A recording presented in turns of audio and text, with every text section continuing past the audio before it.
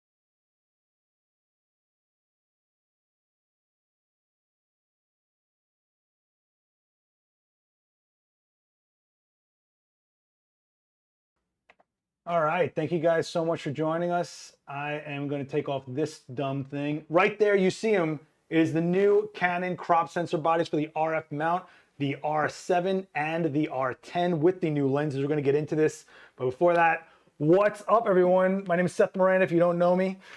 I am here at the Streamlab at Adorama proper itself, right above the store, 42 West 18th Street, right here in New York. If you want, stop by. But I got the legend with me. You guys, if you don't know Rudy Winston, I don't know what to tell you. On our side of things, this is the guy who's been around for decades, knowing everything. You come up with the weirdest little knowledge about things that the gap stuff, the things that aren't in the manuals. Rudy, thanks for joining me today on this crazy launch you guys have. You're way too kind, my friend. I'm delighted to be here. Delighted to be with the Adorama community. And again, if you guys have any questions, this is the beauty of going live. This isn't like an edited video where we're like, let's read a spec sheet. This is where you get to ask your questions. I got the guy with all the knowledge here for you. So if you have any questions about the RF system, the mount, this new crops sensor that's going on right now, where the R line is going, some of the older DSLRs or anything, the compatibility, stuff like that, let's talk about it, okay? That's what we're here for. But I'm gonna get this kicked off because, first of all, you guys have had the EF mount for full frame. Then you have the M series, which is a crop sensor mirrorless lineup, which isn't going away. This is not negating that. That's important to know. And which is also widely popular for like vloggers and stuff like that. It's a very small form factor, but it's its own mount. It's its own world, right? Right. So then everybody was going, okay, the RF mount's here. We have full frame mirrorless. What's going to happen with crop sensor? Or am I going to be able to use RF mount lenses on a crop sensor one day? Are you even going to build one? And then late night last night, Rudy put on his shoes and just threw these out the door. if only it was that simple. But yeah, we're delighted to introduce two new RFS lenses and two APS-C sensor-sized camera bodies in the EOS R system. Real important to understand right from the get-go, any RF lens can be mounted directly onto these cameras. And interestingly, these two new RFS lenses, which are dedicated for the smaller image sensor, they can be mounted directly onto any EOS R series body, an R5, an EOS R, whatever. The camera knows immediately when you put it on that it is an RFS lens, and it'll crop the full frame sensor for you to give you the 1.6 times effective crop factor. So there's pretty darn good flexibility here. No mount adapters of any kind needed. And of course, you can, speaking of mount adapters, use older EF or EFS lenses from your digital SLRs, Canon digital SLRs, with any of the three Canon mount adapters. So it's pretty darn flexible in that regard. Yeah, I think there's been some confusion because it's like the EF and then EFS. And the S is basically, like, I always think of it as smaller. Like that's because it's a smaller sensor size. So that's what those lenses are just dedicated for, the smaller form factor. APS-C standing for Advanced Photo System Type C. So there is a crop factor to it if you're used to full frame. But really what's happening here is, one, when you do crop sensors, like what's the benefit? Well, usually it's easier price point, smaller form factor, but it's also less processing for the camera itself to deal with, because it's not all the data coming from a bigger sensor. And I feel like you guys have leveraged that a little bit, especially on the video side. I mean, we're looking at 4K 60 as a spec. There is some caveats to that a little bit, and we'll get into that. I think right off the bat, I'm gonna get right into your questions because they're flying so much. Is there a crop mode? Yeah, there's a crop mode. For video, yeah. For video, there is a crop mode, which is if you want to get punched in. Is there an actual time code out? On the R7, there is time code capability. So there you go. And I would actually, if you want to classify these, and you can totally correct me and hate me if you want, but the R7 to me feels more of like a 90D equivalent. And I'm going to say that the R10 is a little, not equivalent, but it's like, if you want to think of it, right? Maybe it's 60 Mark II, maybe 70. Let's talk about that for a second, because that's a real important point. A lot of speculation leading up to last night's announcement of these cameras worldwide, and a lot of people speculating that the R7, especially because of the number 7 in its name, that this is going to be a successor to the very popular digital SLR, the Canon EOS 7D and 7D Mark II. It really isn't intended as a direct successor. It's its own model, sitting at the higher end of these two cameras, certainly, in terms of features, performance, and cost. But you can think of it, maybe if you wanted to compare it literally to the digital SLRs, maybe it's kind of in between what we've done with the 90D and what we did with the 7D Mark II, kind of in between there. There are some very important improvements versus any of the digital SLRs with the R7 and the R10 as well. R10, it's not a basic entry-level camera. The target audience for the R10 camera, the less expensive of the two cameras, is really that budding camera enthusiast. Not somebody who's looking for the simplest, least expensive interchangeable lens camera, but somebody who really wants to start leveraging some features and performance, but without going, high up in the food chain in terms of pricing and that kind of thing. So we're looking at that sort of light advanced amateur with the R10, and the more serious enthusiast with the R7. Yeah, I think you're really looking at where we're at today, first of all. I think a lot of people aren't just looking to take stills anymore. We're looking, and that's like a given, right? That's no big epiphany. But these are something like the R10, you have USB power, the flip out screen, you're able to go to 4K and you're ready to go. You can stream, record, get your content going. And of course, let's talk about this, the autofocus system. It's a vastly improved autofocus system. It's one of these things. He just shook his head. Yeah, I'm sitting there shaking my head. And the reason I say that is not because I disagree with you. On the contrary, a lot of the focusing technology on these cameras is handed down from the EOS R3. Yeah. Now, I understand that that's a top-of-the-line camera, real expensive. Some dealers don't carry them normally, and they've been in very short supply. A lot of you may never have even handled an EOS R3. But in terms of the focusing power on these cameras, it is just uncanny. Their ability to identify subjects and track them, that is, follow them side to side, up and down around your composition for stills and for video. We've never seen entry-level cameras like this. We've seen this kind of technology at the highest end of the interchangeable lens camera spectrum for autofocus. This is epic making in terms of, at these kind of price points. Yeah, I'm actually going to flip right into a feed from the EVF out of the R7 because you told me I could. Yep. Canon, I got permission from the legend. So we go over to it, and you're actually looking at it. Look, it's already, I'm not even near her face, and it's already finding her, and she is an all-white painted mannequin. But I mean, we're talking about, you know, if you want to talk about entry level, it doesn't act like it, right? We're looking at this, not just the performance, but similar interface to, and you're gonna probably yell at me, but like it has a similar interface to the R3 autofocus. Am I Exactly. wrong? Oh, it does. Okay, okay. It totally felt like that when I picked it up. I was like, this feels like an R3 in the whole way it looks. But you're saying that it shares technology from the R3. Yeah, we're not saying it's, you know, the same all the way through and the same level of performance as an R3, but boy, oh boy, these things perform compared to anything in their price class. Yeah, so there's a bunch of questions, and one of them is actually, are you going to be paying attention, is Canon as a brand going to be paying attention to an RFS lens lineup as they go forward, or is it really going to be RF focused for the mount? I guess the safe answer is to say both. I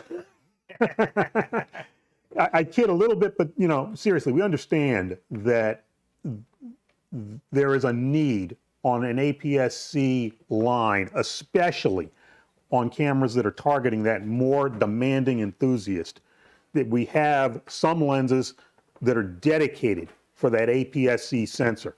Now, having said that, one of the key reasons that we went into APS-C in the EOS R line is to open up the possibilities of the existing RF lens line, the full frame lens line, to RF users.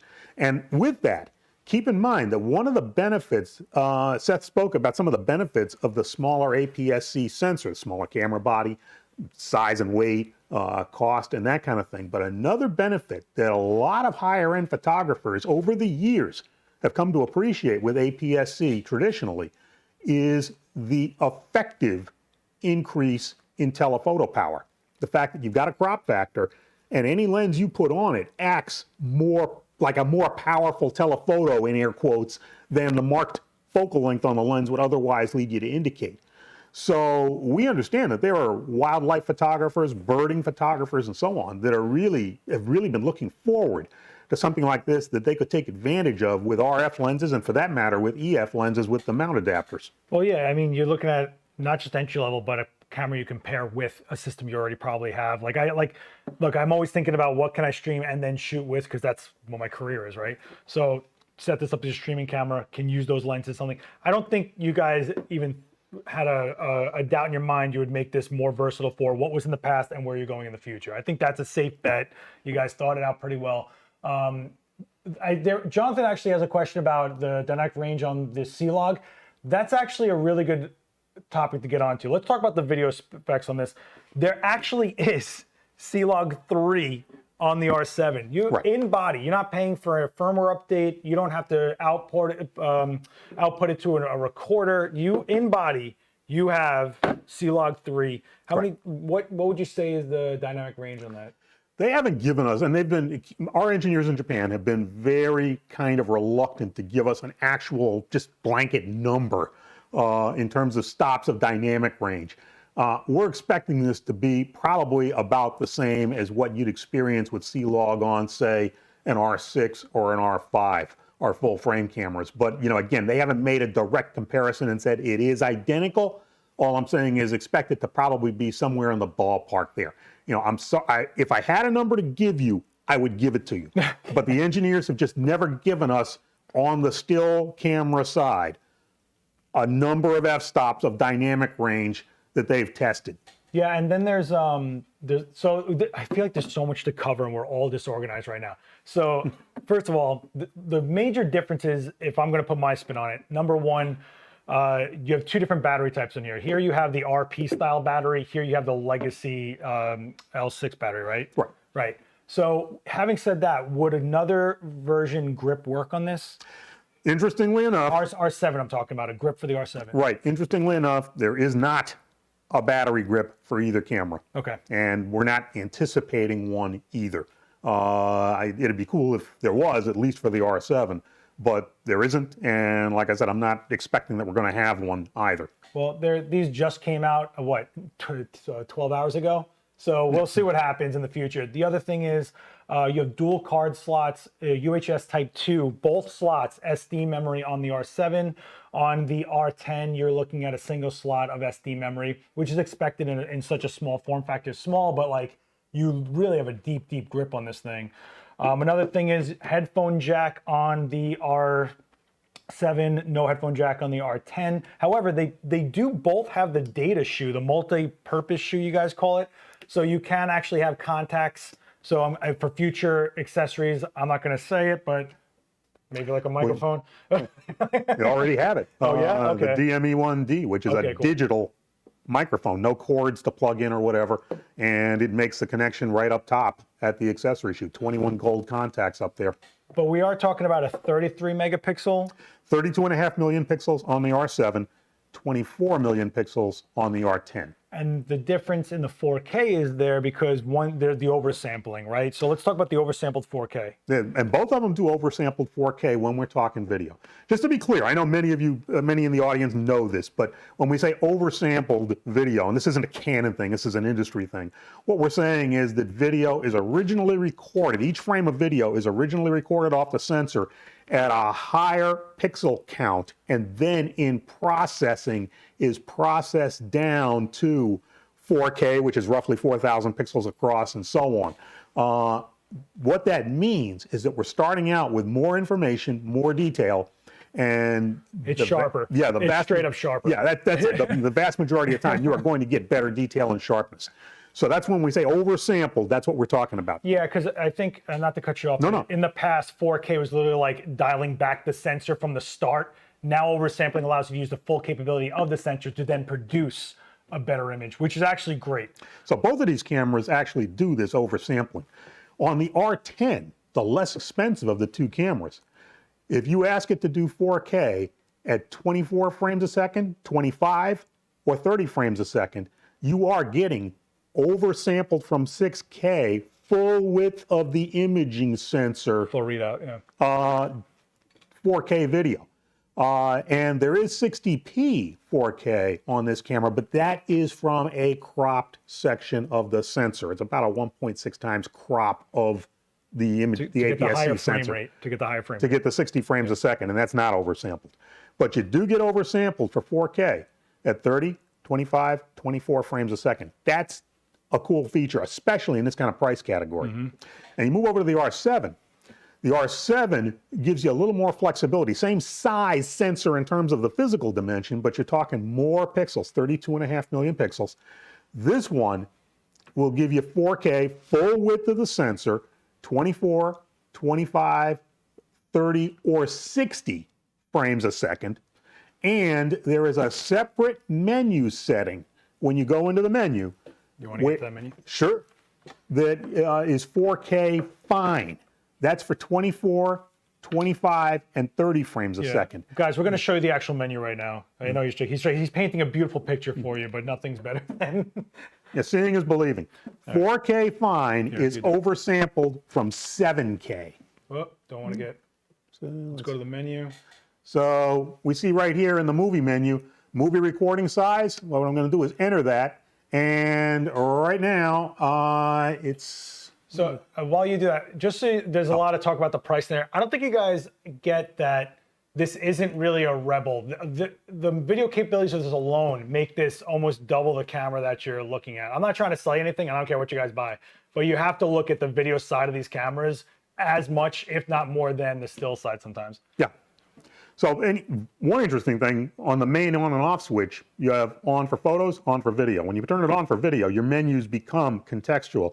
So pretty much everything across the menus are video oriented when the switch is set for video. But anyway, what we have here, you can see, are a couple of 4K settings. If we go to 4K fine, that's oversampled from 7K original output. And we can do that at 24, 30, or 25 frames a second if we had the camera set up for that. Yeah, and you also have to look at your needs, right? And I think for me, the reason I switched from DSLR to mirrorless was because of such a hybrid workflow I was doing. I was getting more and more towards video, and the cameras I was using just were not there for the video aspect of things. So when you look at it like, oh, a Rebel is this much, or they should have done this, or it's just a mirrorless version. It's not just a mirrorless version of anything. It's actually the current technology that Canon's offering at the moment, which includes the autofocus, which is by far, I mean, you guys are on totally on another level from where you were. They have really really, in the last couple of years, Canon engineers have just really raised the bar in terms of focusing performance. What we're offering the customers now, if you've been with Canon for a long time, you've never experienced stuff like this. You know, it started with the R5 and the R6 a couple of years ago, and it has only moved forward since then. And now the cool thing is we're seeing that in a much more affordable, compact form factor, so to speak. Yeah, and just continuing with the major differences is also Ibis, right? So you have mechanical stabilization in the R7. Here, I'm going to guess you have electronic. You have the digital stabilization on Right. both cameras as an option for video. Right. Movie digital IS, which is 5-axis electronic stabilization. But what Seth's talking about on the R7 is what most users refer to as Ibis, in-body stabilization that physically moves the imaging sensor to counter camera shake. And we launched that with the R5 and the R6 back in 2020. And in the R7, it's carried over. Now, keep in mind, the R10, for cost reasons and others, does not have Ibis. It'll take advantage of stabilization in your lenses if the lens has IS, including EF lenses or EFS lenses. But here, you can actually combine the two, any stabilization in your lens with the Ibis system for your video or for your stills. And then, again, as Seth said, for your video, you have the option, which you can turn on and off, of the movie digital IS. Interesting, just real quick, I don't want to get sidetracked on this, but real quick, the movie digital IS in Canon cameras, not just with these, but across the board, basically the strength of that is it offers a stabilization for large kind of low frequency movements. In other words, a photographer walking or kind of jogging after a subject, think of like reality TV type coverage, that kind of thing. The movie digital IS actually does a pretty good job of helping with that. The optical stabilization in the lens and the Ibis is much more tuned to that kind of very high frequency shake, like when I have too much coffee in the morning or something like that. So you got two different types of stabilization there for video that really can, if you pick the right one, they can be very beneficial for you. Yeah, a lot of the reasons that you guys see, like what I call mechanical Ibis in cameras not there. One, the size of the camera has to enlarge because it needs physical room for the sensor to move. Two, I don't think people realize how much battery it requires to have stabilization constantly engaged, from the processing to the actual mechanics of it. And three, the cost of making a camera with Ibis is just exponential. So that's where I'm guessing the ethos comes from, the R10 just having the digital stabilization. However, there's a weird new thing in this, which is leveling. Can you talk to me about this? Let's talk about that. This is cool. What the engineers have done with the Ibis system in the R7 is they have really leveraged what Ibis can do. First off, of course, it will do the coordinated shake correction with any RF lens that has its own optical stabilization, but that's not what we're talking about here. They've gone a step further. There is actually an auto leveling setting, which you can turn on and off in the menu. By default, it's off. You have to turn it on to activate it. This uses the stabilization system's ability to move the sensor, not digitally on the sensor, but to physically move the sensor. And it detects if you have the camera tilted slightly, and it'll actually auto-correct that. It is uncanny. Now, there's a finite limit as to how far you can go. You can't turn it like almost 90 degrees. But as we were saying, for vlogging, if you're someone that's doing this, it works great. You can see it in the viewfinder.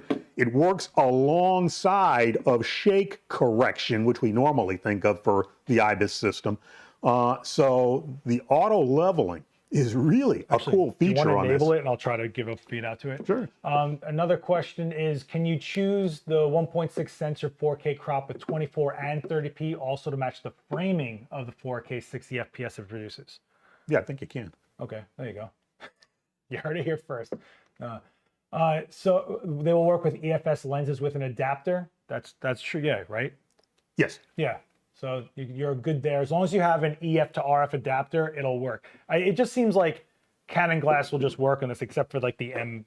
Okay, so It's enabled. Let's see if I'm putting it to the test live. You all right with that? Yep. You sure? Oh yeah. Oh, he's sweating. I'm looking at him. I'm looking at him sweat. All right, let's take a look at this. Ooh, I just lost the camera for some reason. Uh-oh. What just happened to camera one? Were we blocked for a long time, guys? I don't know what happened there. I hope not. This is what happens when you use wireless signal transmitters instead of going hardwired. It's my fault, guys. Yell at me. All right, so let's do this. Yeah, it is. If I tilt a little bit, there it is. It's correcting. Let's see if I can get the info off. There we go. So I tilt it, and it corrects. See it going back? Yeah, look at that. Actually, I'll even show you guys that I'm right here. I tilt it, and it corrects. Yeah, look at that. Now again, it won't do miracles. It's, there's a finite limit as to how much you can tilt. But the cool thing is, you go to take that quick, well, it doesn't matter if it's a landscape picture, shot of a person, shot of a building. Every one of you, I'm sure, knows that annoying feeling of you get an image back, you look at it on the LCD screen, or even worse, you see it when you get to the computer at home, and you realize, dang, I had the camera tilted just a little bit, and the lines aren't straight, and it's just, it's just a pain in the neck sometimes. This can help prevent that kind of thing. Yeah, it's also, and this is super niche, but it's something I got to deal with, is I rig cameras on arms nonstop. So then if it's a little bit off, I have to loosen two knobs, get it with a level, tighten it back down. It's just a smart way to look at using the Ibis. If the sensor's floating, keep it level. It's dope. I just like little details like that. I think like good design is one of the coolest things ever. About the other thing though is there's different layouts going on here. I want to talk about this. Let's go to the overhead. If you see on the back, they have the joystick. You guys call it a joystick? We call it the multi-controller. Eight-way multi-controller, which, euphemistically we can say it's a joystick, an 8-way controller. We've had this on previous EOS cameras, but here it's a little different. Yeah, so they actually have a selection dial here. That's called a quick control dial. Okay, which once again, we got to get it right. Which, again, on our mid-range and high-end cameras, we've had in the EOS line for decades. And the quick control dial, had traditionally gave photographers one-handed control of the camera, whether they were working manual exposure or automatic exposure, giving you instant access to exposure compensation. Here, it has been relocated. Normally, it's kind of a downward motion with your thumb to get to it on the back of the camera. Here, it's up almost with the ball of your thumb when most people would be holding the camera in a normal fashion, and you just have to move your thumb over slightly to get to it. So it's a little different muscle memory. But on the other hand, we think that a lot of photographers are going to find that it actually in practice works pretty well. Yeah, I'm going to say, it's just one of those things that it's right by your thumb anyway. So instead of you going, like doing a little bit of thumb wrestling for yourself, you kind of already know where you're at. And it's really good for newer type users that might not have the muscle memory from other cameras. It's already like right there for you. But then if you look at the R10, it's just like a straight up. Right, we'd still call it a quick control dial, but it's not on the back of the camera on the R10. Now it's on the top of the camera. And now interestingly, at the default settings, because these cameras, both of them, are very customizable. But at the default settings on the R10, that dial, as long as the camera's awake, that gives you, again, instant access to exposure compensation in any of the normal automatic modes, program, shutter priority, aperture priority, or direct aperture control if you are working in the manual exposure mode. Now, this is something that we didn't have with the Rebel line. On the Rebels, it was a little more of a process to get to do exposure compensation for somebody working in, say, aperture priority.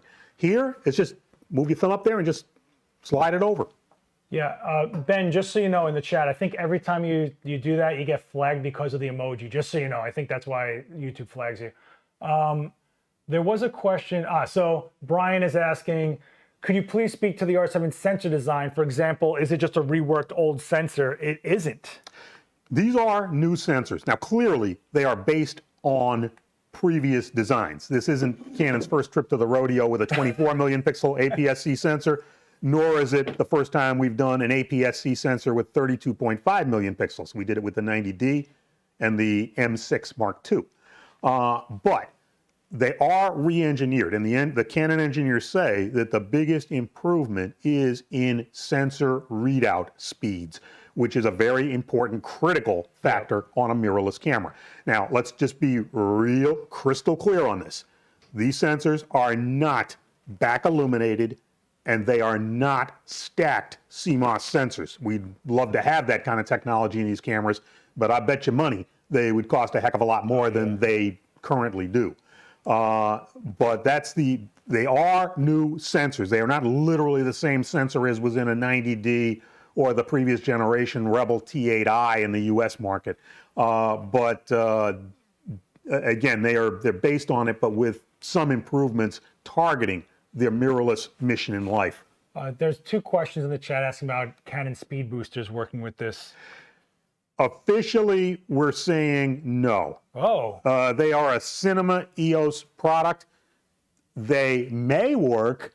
We're not saying you'll break anything if you try to use them, but we are not listing them as compatible accessories. So if you own one or want to rent one or something and give it a try, you're welcome to. Is that a physicality or a firmware thing, you think? It may be a little of both. They never spelled that out, but our engineers were clear to say that it's not officially compatible. They did not say it's forbidden, don't use it, but just, I think what I said should, be something you'd be guided by. So Rory Lisbon in the chat saying the M50 Mark II seems like a better deal than the R10. I think you're looking at it wrong. I think you have to realize it's 2 completely different systems. So if I'm someone that has, say, like an R5, and I just needed a quick camera, but I have other lenses for my R5, you get an M series camera, you're then buying a lens for an M mount. So like, you got to look at it like the systems a bit.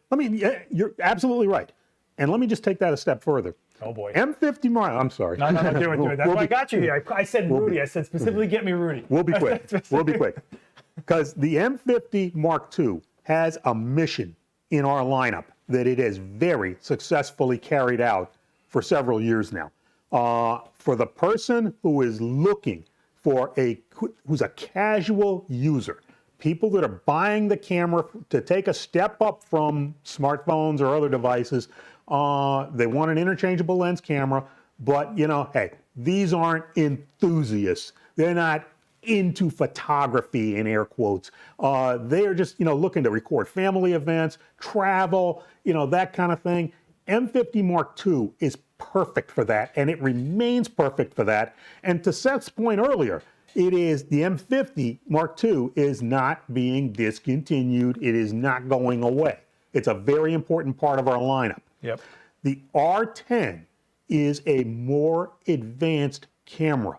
Again, this isn't just a basic entry-level camera like the least expensive Rebel. What we have here is a camera that combines lightweight and easy operation with a heck of a lot of features and performance potential for stills and for video. That's actually a good question. I don't even know this. What's the Evf refresh rate on these? It is 60 frames a second refresh rate on the EVF normally. If you set it to the smooth setting, it's 120 frames a second. On both of them? On this? Yeah. You get 120 out of this? Yeah. Okay, that's cool. No, because usually you don't get 120 in in lower price brackets. They stick you to 60. That's because they're both using Digic X processors, right? Right. Yeah, so that's really where you're getting it from. I think you do honestly, and I know this for a fact, no matter what camera brand, will eat up battery when you go to 120 or something with a higher refresh rate. It's Definitely. Absolutely, without a doubt. So Definitely. if you're finding that I only have one battery for the day, or it's not really that crazy for you, stick to the 60. It's nothing crazy. Yeah. What do we got here? Separate video and photo settings on the R7. Yeah, they are actually separated. Both cameras are nicely separated. On your on-off switch on the top of the camera, you've got a camera on setting for stills and a video on setting for video. Yeah. And as I said before, the menus change when you go from one to the other. So you almost never have to go fishing. For instance, if you're a video shooter, you almost never have to go fishing into the still camera menu settings to make a change to, some setting or other. Yeah, which I think is I remember when it was a novel idea. Do you remember after a while people were like, oh, this one camera does that. Now it's like, yeah, of course it should do that. We're all in the same workflow. Right. I'm certainly not saying that this is unique in the No. I industry. just think it's funny how like that's a thing. Like we have to even worry about it. You know, not that that was a dumb question. I'm just saying it's kind of funny. No, on the contrary, that was an astute question. What are the video codec settings available, and is it the same on both? So yeah, basically they're not literally identical, but as far as the codec settings are concerned, H.264 normally. If you activate either the HDR PQ option, which you can do on either camera to extend your dynamic range, that's a whole nother topic, but just so you know it's there, or on the R7, if you activate Canon Log 3, either one of those changes the video recording to 10-bit 422 and changes it to H.265, not .264. does R7 all-eye compression? No. They don't. Neither of these cameras has all-eye compression, with the exception of time-lapse video for whatever technical reasons. But for ordinary video recording, it does not. So again, another question about the grip.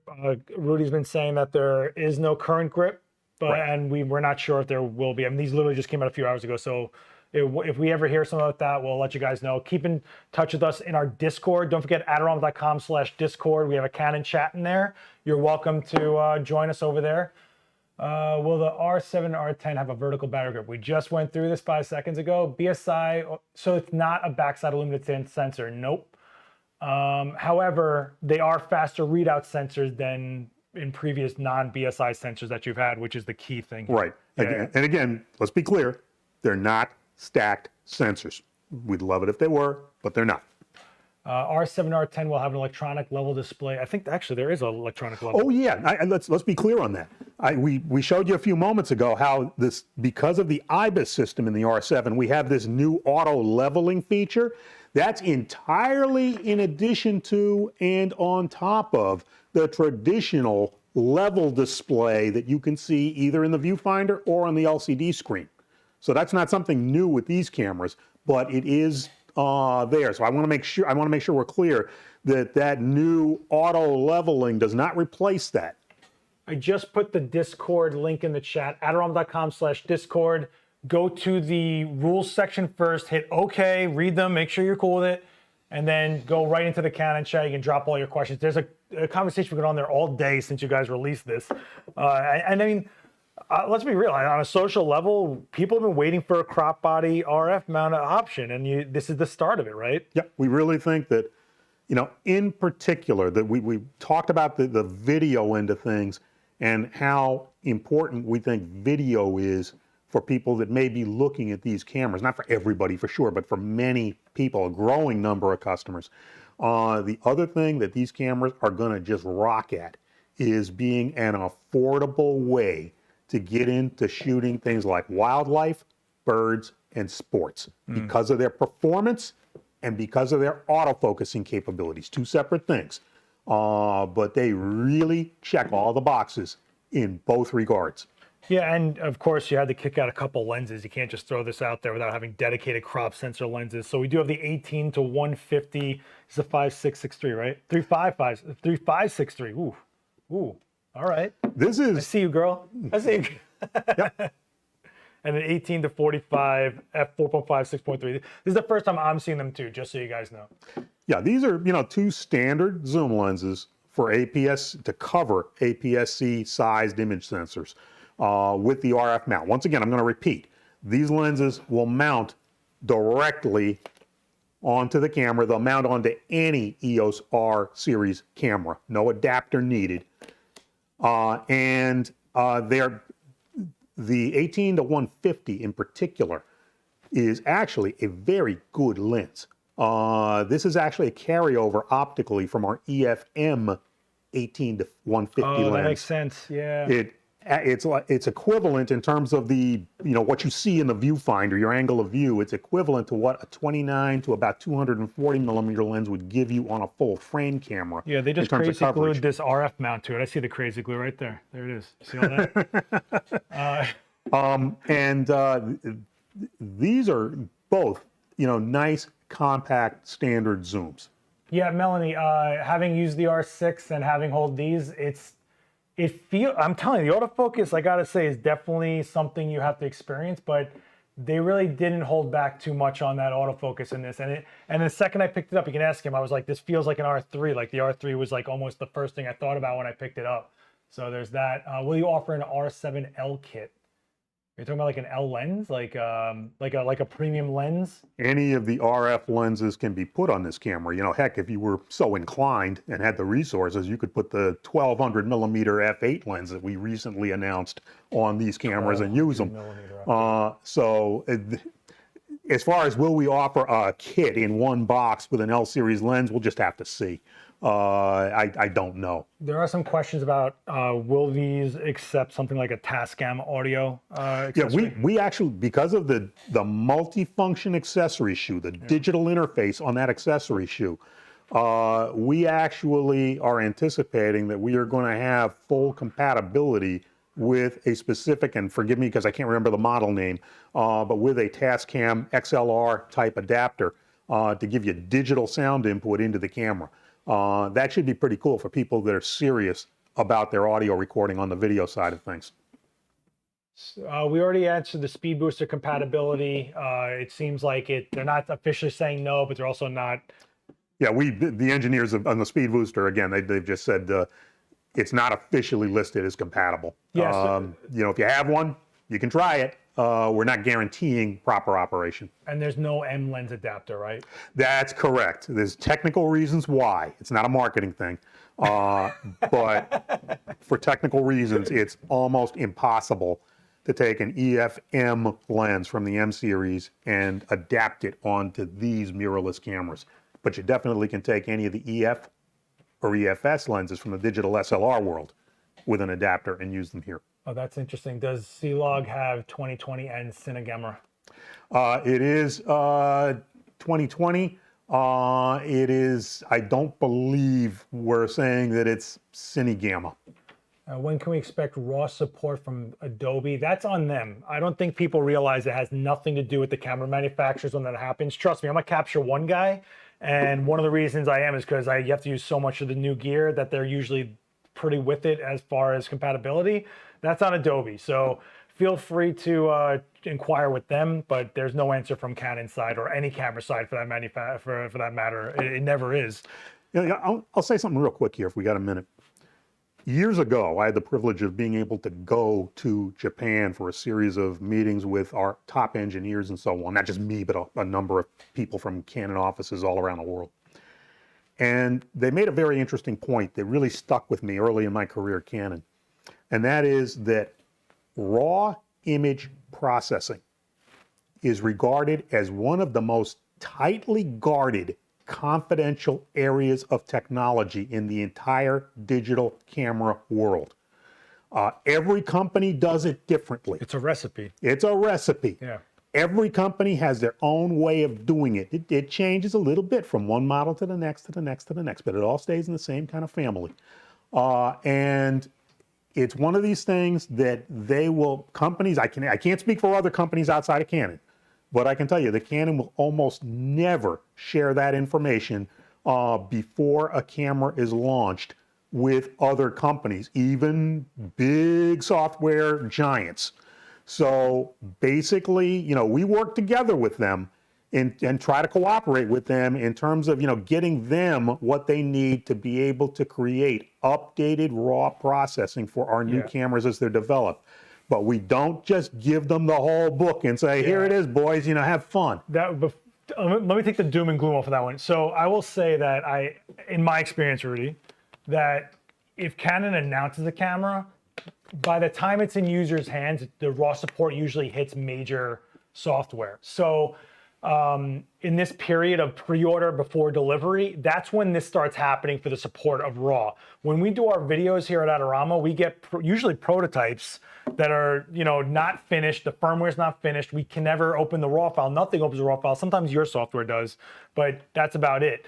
I'll say that Canon definitely, it's always proactive from the announcement to the delivery of getting the compatibility. It is, I'm telling you from my end of things, using all the cameras for this channel, it's not the camera side of things for compatibility. It's almost always on the side of the software. So sure. It'll come. Yeah, it will. Oh, that's interesting. Does this support the Wi-Fi tether? Because Yes. it's so dope. Love it. That's one of the Yeah, big. it has MiFi capability if that's what you're asking. Yeah, that's sick. Sick. Very cool. No image stabilization on the new RFS lenses. Does it affect the photo quality? Oh, wait a minute. Let's make sure we're clear there. Oh, both boy. of these lenses have image stabilization. It says IS right there. Yeah, both of these two new RFS zooms, standard show zooms, it. have Show it. optical image stabilization. Yeah. No, they absolutely say IS on them. I apologize if I didn't make that clear. Can you guys see the IS right over? Whoa, right there. Boop, boop, boop, boop, boop. Well, doot, doot, doot, doot. I'm doing this so haphazardly. I love this overhead arrangement we have. It's so disorienting because it's basically facing this way and I'm sideways and backwards to it. So I'm like, I'm sorry, I'm a little inept today. What can the R7 do that the R6 cannot do? So actually, the R6 would be considered a more advanced model. The R6 is definitely higher up on the food chain. It's going to cost roughly at today's prices about $1,000 more US dollars. It's bigger. The R7 has, aside from the fact it's less expensive and lighter and so on, you can actually argue that it's got a couple of advantages. On your electronic shutter, you've got up to 30 frames a second with autofocus. The R6 tops off at 20, which isn't half bad. For what it's worth, on that same note, you can slow down the electronic shutter frame a second rate from 30 frames a second to about 15 frames a second to about 3 frames a second on the R7. On the R6, currently, it's either single frame or continuous at 20 frames a second, for what that's worth. But firmware could change a lot of things. Not that you officially say it, but who knows? Potentially could, but we haven't seen it yet. Yeah, okay. Another thing is your mechanical shutter. Oh, yeah. Because the R6, very impressive with its ability to do 12 frames a second with mechanical or first curtain electronic shutter. These cameras, both of them, will do up to 15 frames a second with mechanical or first curtain electronic shutter. I can think of one other interchangeable lens camera in the world right now. Now, maybe I'm wrong. There may be something else that I'm missing.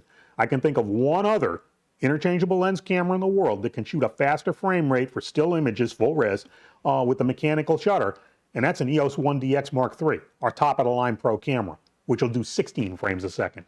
The fact that you can do that with a camera like an R10, where the body retails for less than $1,000 US, is just remarkable. Well, and to be clear, that's mechanical shutter. We always hear about the frame rates being like 1 billion, and that's always electronic. I still think the education on mechanical electronics just still isn't hitting fully, but that's with mechanical. And while we're on mechanical, I want to talk about flash sync, because I'm a psychopath when it comes to flash sync. You guys know I teach lighting here every week. If you don't watch, it's twitch.tv/AdoramaXP. You can join me here and we can shoot with Quinn live every week. Some of you know, some of you in this chat know. The flash sync is actually sped up on a little bit. So let's talk about that. Yeah, the smaller sensor actually helps there because the shutter curtains don't have to move as far. Yeah. And so as a result, first, you're going to get the fastest flash sync speeds in first curtain electronic shutter mode. You got 3 ways of working the shutters on these cameras. Totally electronic, and for that there is no flash sync. You've got first curtain electronic or full mechanical, where both the opening and closing is done with traditional shutter curtains. Anyway, first curtain electronic, a 250th of a second max with the R10, a 320th of a second max on the R7. Oh, this is the R7. I'm sorry, I pointed to the wrong cameras here. But a 320th of a second max on the R7. Which is super nice to have. I know it's not like the craziest amount, but any little extra you can to take down that ambient light when you need that flash sync is nice. Yeah, and let's be clear, we're not talking high-speed sync, which these cameras can do, where you can shoot up to a 4,000th of a second or whatever. That's something else. This is just full flash sync, full power available to you. And so both of these cameras are actually pretty credible there. So I think the communication issue that they're having with thinking these weren't IS is that there's no switch for it. Yeah, interesting point. The switching is done in the menu system for image stabilization. See, some Canon... I'm sorry, if you spam the chat, I'm going to time you out. So Oceanworks, you need to chill out or I'm timing you out. Sorry. No Gotta, lost my train of thought there. Sorry, man. No worries. Image stabilization is activated on the menu if a Canon RF or RFS lens does not have its own stabilization switch on the side. These do not, so the camera knows to give you a menu setting for that. If you use another Canon RF lens that has a sliding switch for image stabilization on and off, then that is what performs the stabilization on and off. Yeah, I think almost everything is turning into in-camera menus rather than mechanical switching. Well, let's talk about that because a lot of people have noted that on the front of these cameras, we now have an AF/MF physical switch and a button in the central part of that we didn't have before.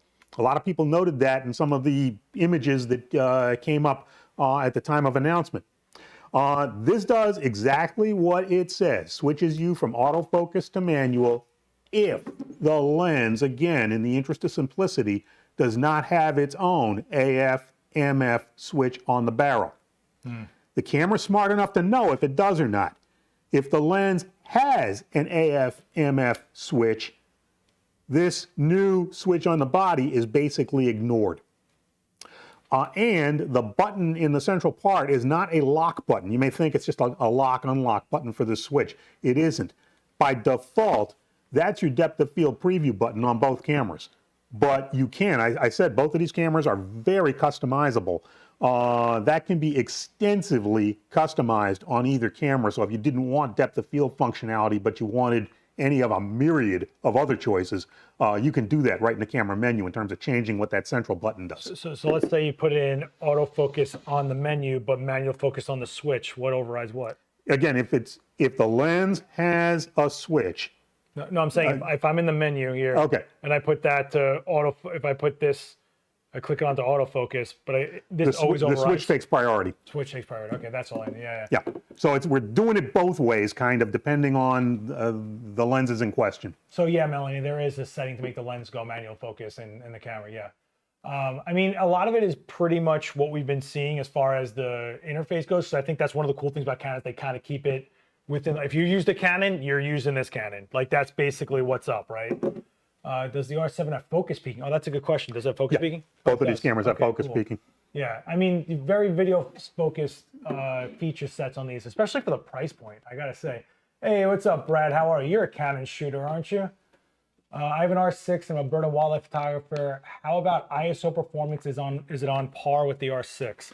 Anytime we're dealing with a full frame sensor, think about it. If you take an APS-C sensor and then on the larger full frame sensor, and if both of them have roughly the same number of pixels, ipso facto, the pixels on the full frame camera are going to be physically larger.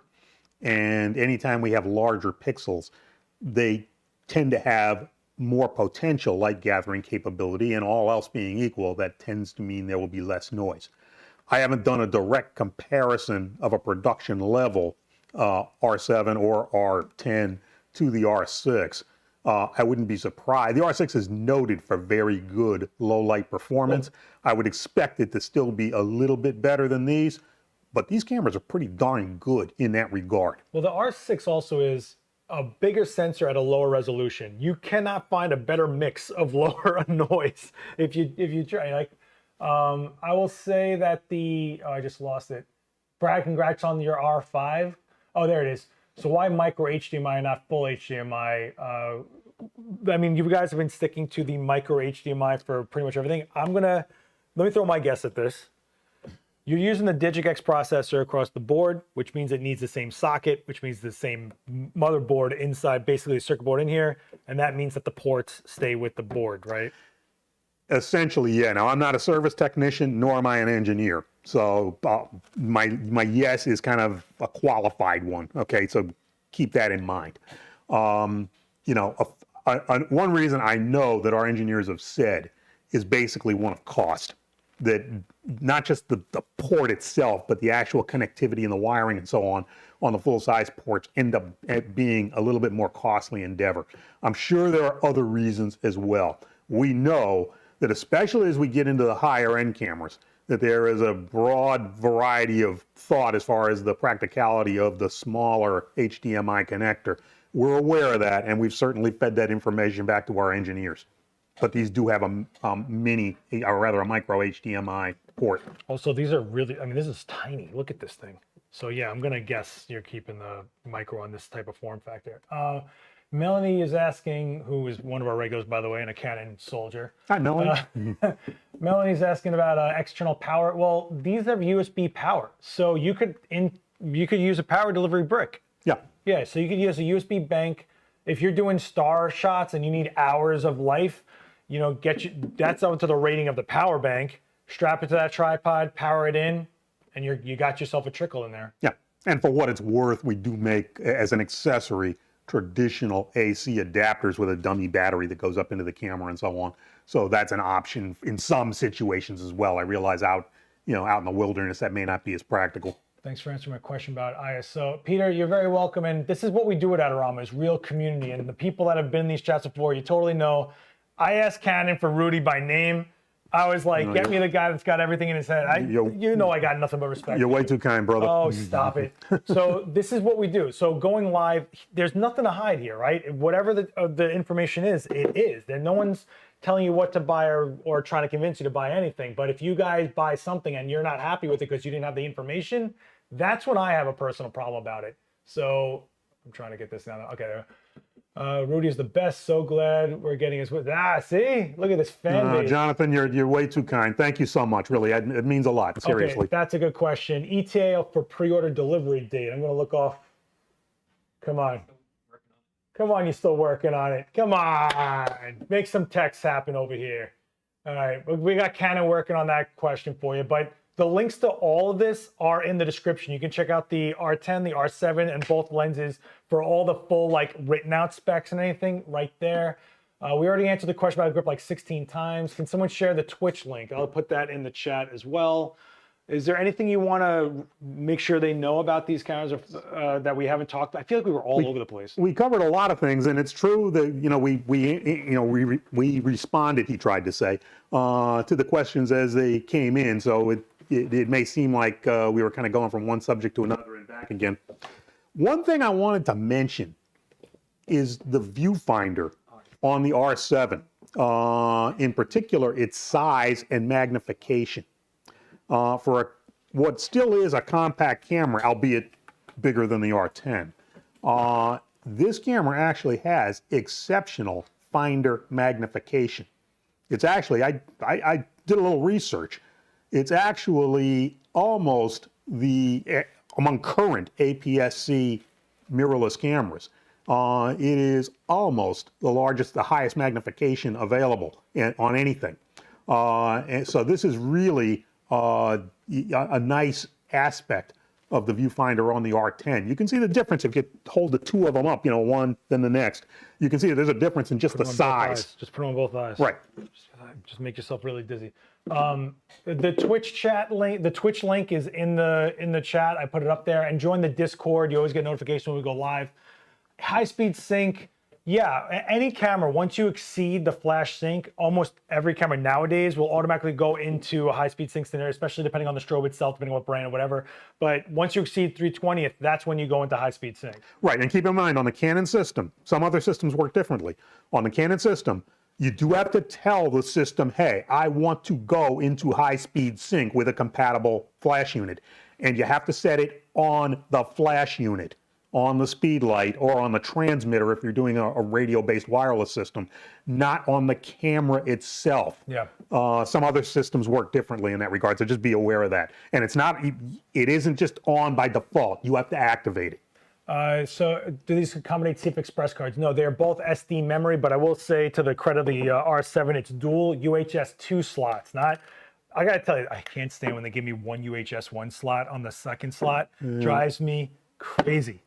So nice job on that one, I'll tell you that.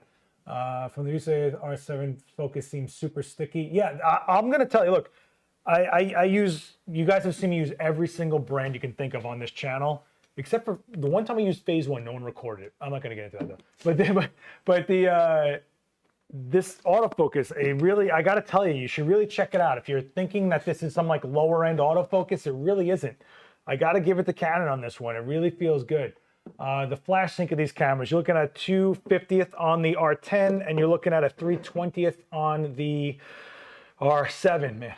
With electronic shutter. With electronic shutter. Third of a stop lower if you go to mechanical shutter. And again, just so that we're clear, with electronic shutter, full electronic shutter, there is no flash sync. It won't fire. Are DSLRs officially dead? Before he puts his answer in there, I'm going to say no one ever said a camera goes into vapor once someone moves on. There are millions of DSLRs in this world. The used market, even new, they're being produced. They're not dead, and they're not going to just go away even if they are not produced. There's systems that exist. You have 40 years of EF glass out there. Right. 40 years of EF glass, man. Are you kidding me? And just to add to what Seth said, there are some of our digital SLR models that continue right now to sell like gangbusters. I know that, when we read the forums and stuff, you don't get that impression. Yeah. At the high end and the mid-range where the enthusiasts are. All those armchair guys that are totally deep in this industry don't know what they're saying. Enthusiasts get excited about the high-end product. And obviously the attention-gathering stuff in our industry now is on the mirrorless side with regard to the mid-range and high-end product, no question. But there's an undercurrent beneath that of steady digital SLR sales. So I don't have a crystal ball, but no, the digital SLR is not dead. It's not dead. And to Seth's point, I don't think it's going anywhere. Not just Canon, but across the board with our competitors. I don't think it's going anywhere anytime soon. Yeah, I don't think that DSLRs are going to get as much R&D, as much priority maybe. Right. But that's just because of what's going on right now. I mean, most people need to do both. I never had to worry about video for the majority of my career. Now it's a big part of my career I got to worry about. There was another one I was trying to, I totally lost it. The chat's flying. People still shoot film. Well, films is a different animal altogether. That's what it is. So where does the RP sit? Because that's where I was actually like, we have a full frame that's within the price range. Right, that's an interesting question. The RP remains a very viable choice in our lineup. Again, just so that everybody's clear in case anybody's not sure on the Canon line.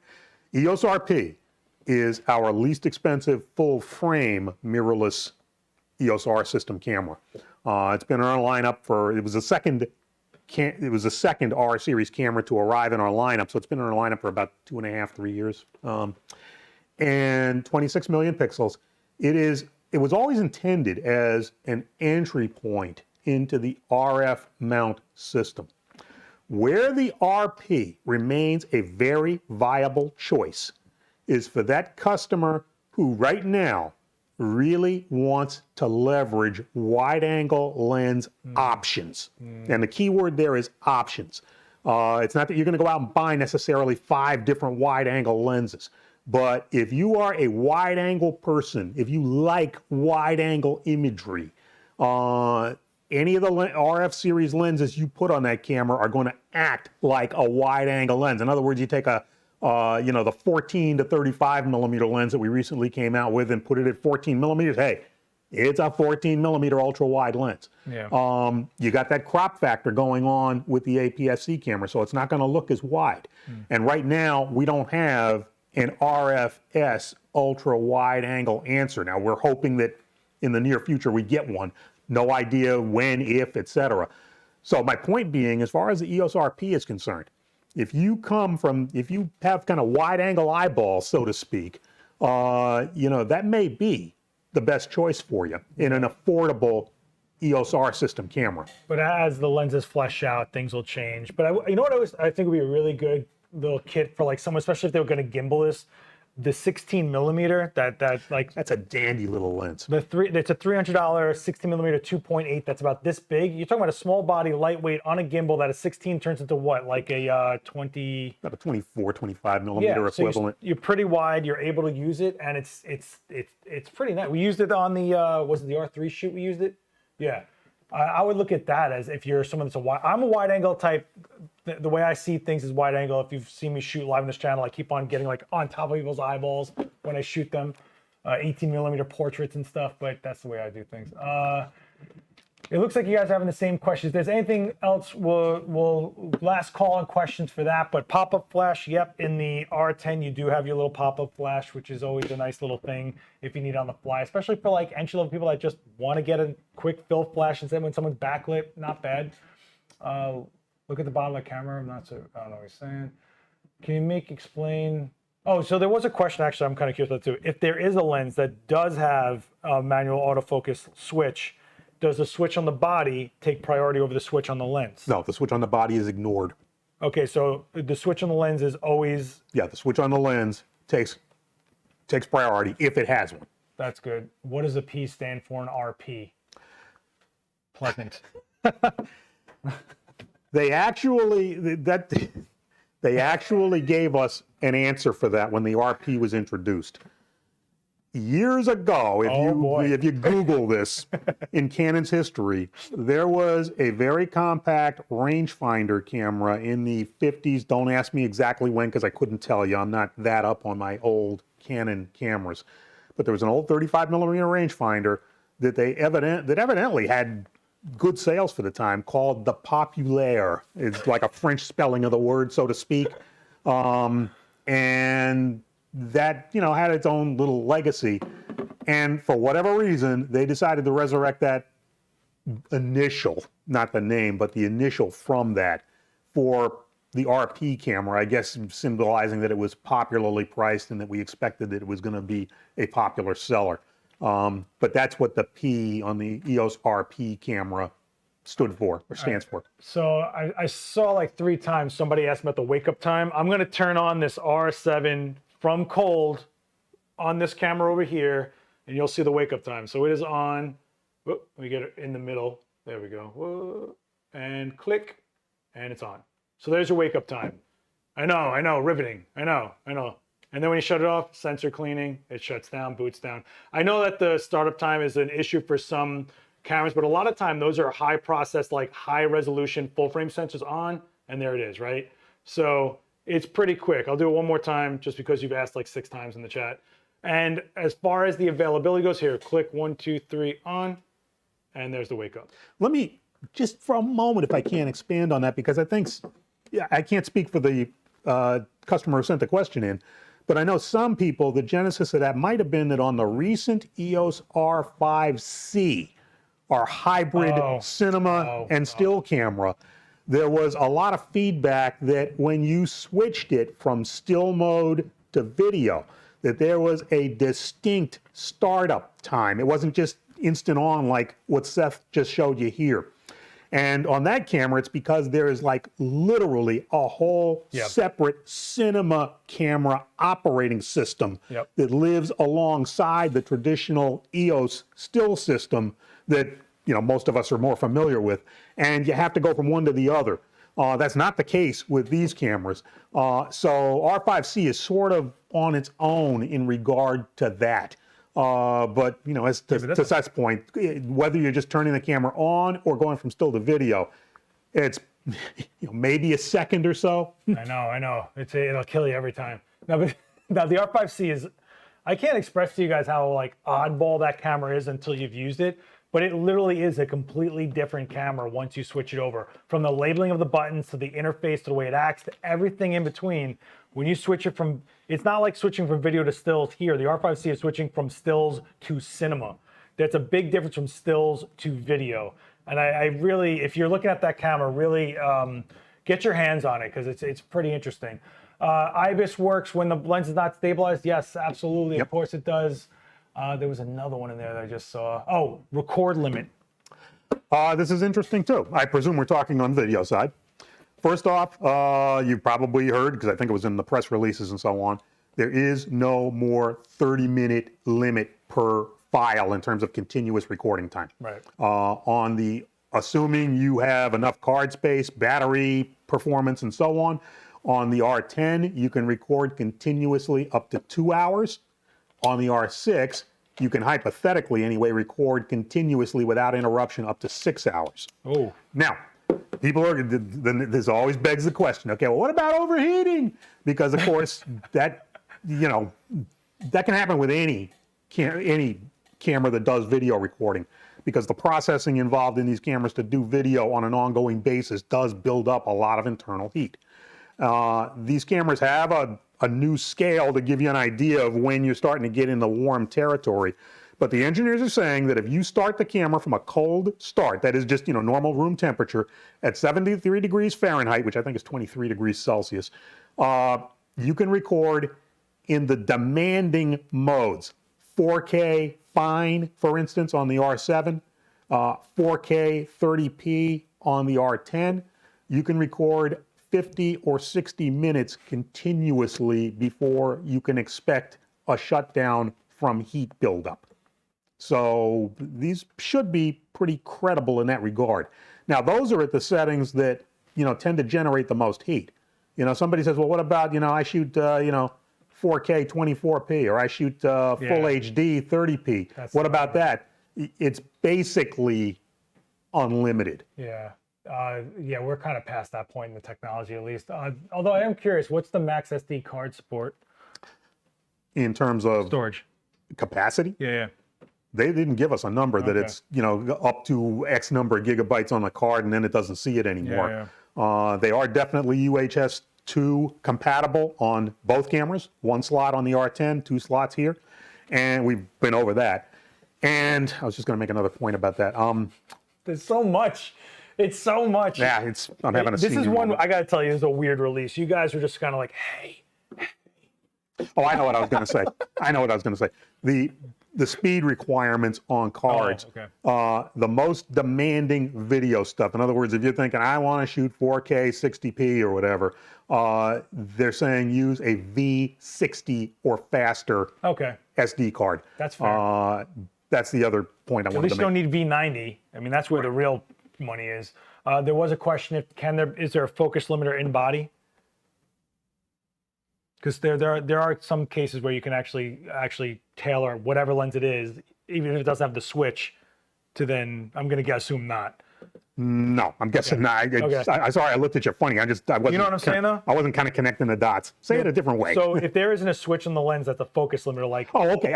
Yeah, just like you have on the big telephotos. Yeah. Yeah, there is no focus limiter in the body. Okay, yeah. We've never had that with EOS, other than on the lenses themselves with some of our telephoto and macro lenses. Yeah. I'm sorry, I didn't connect the dots there. That's a super niche like ask.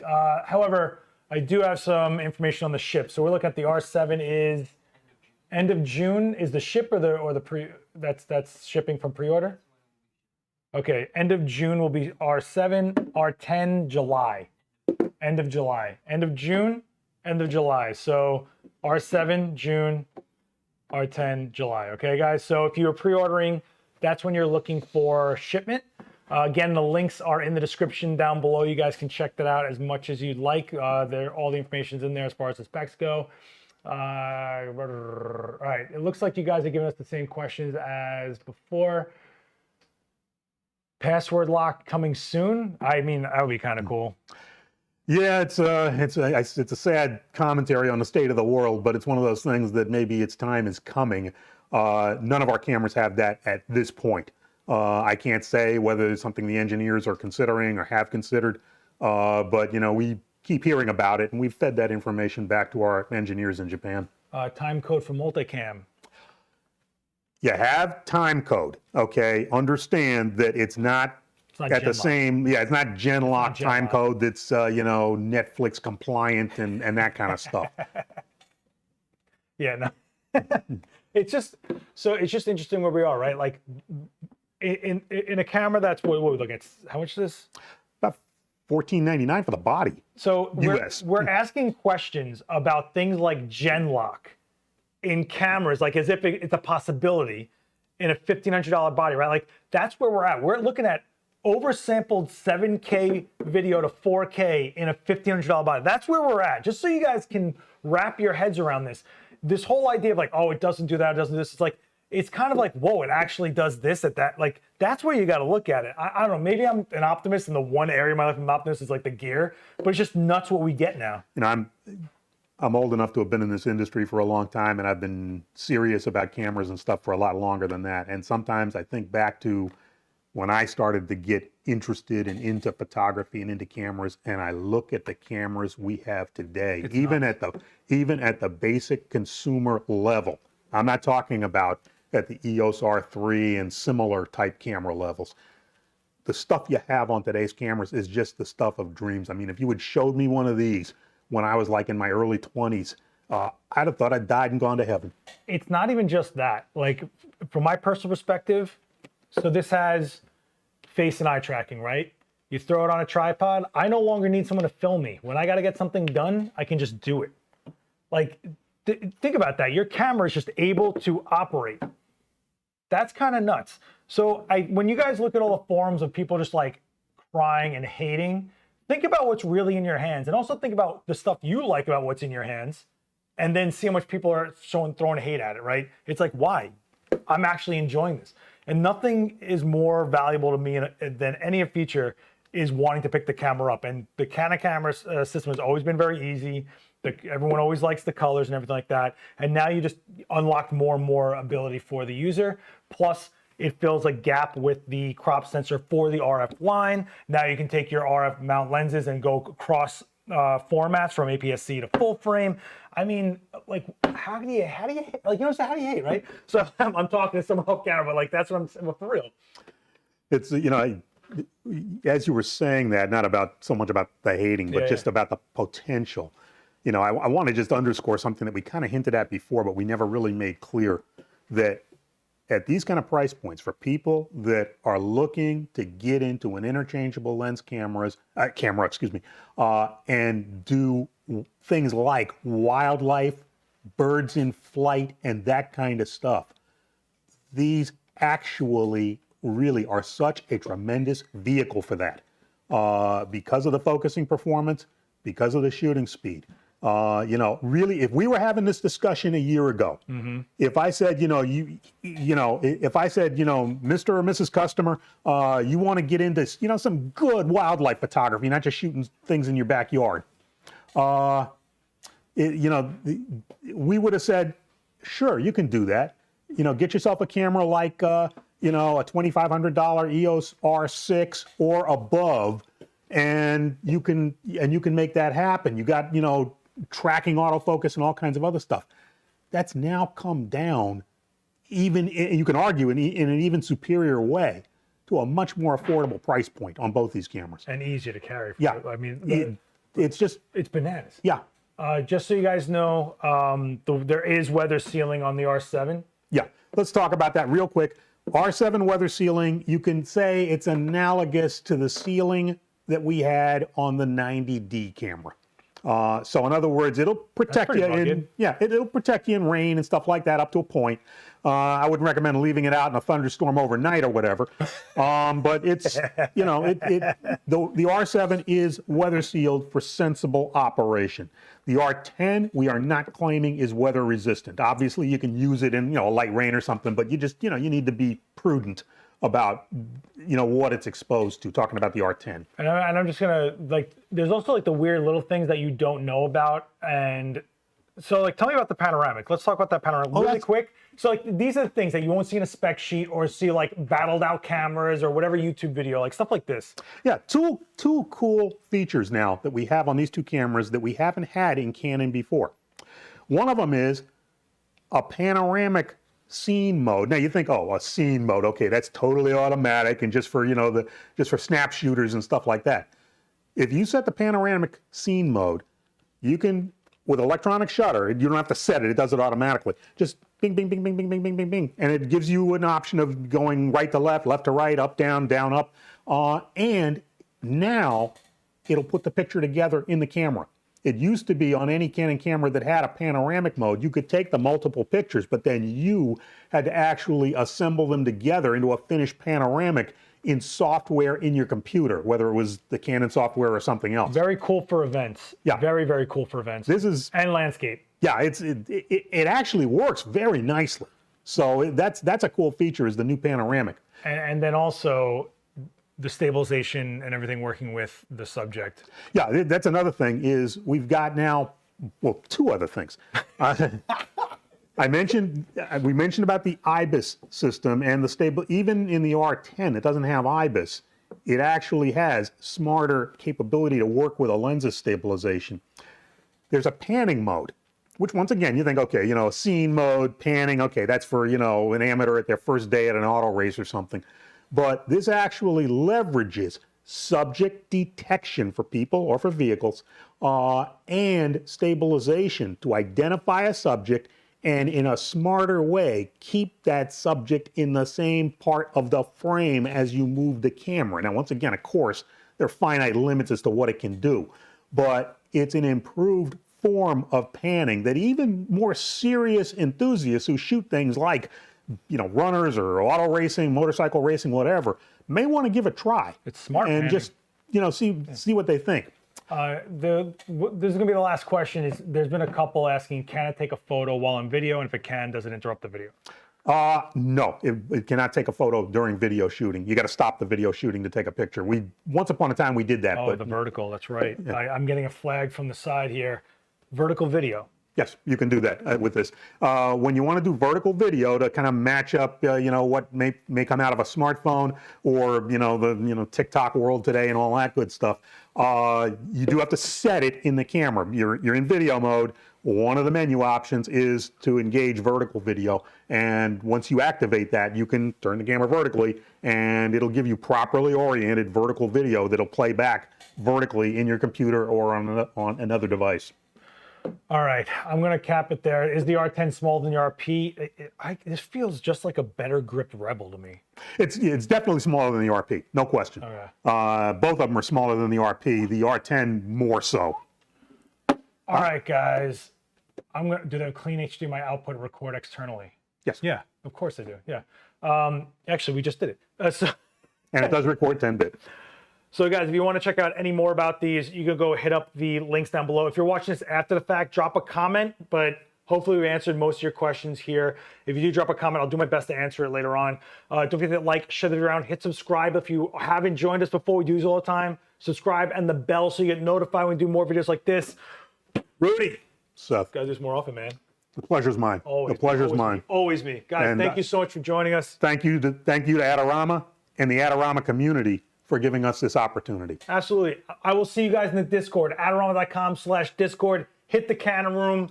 We'll have a discussion in there. All right, guys? Be good to each other.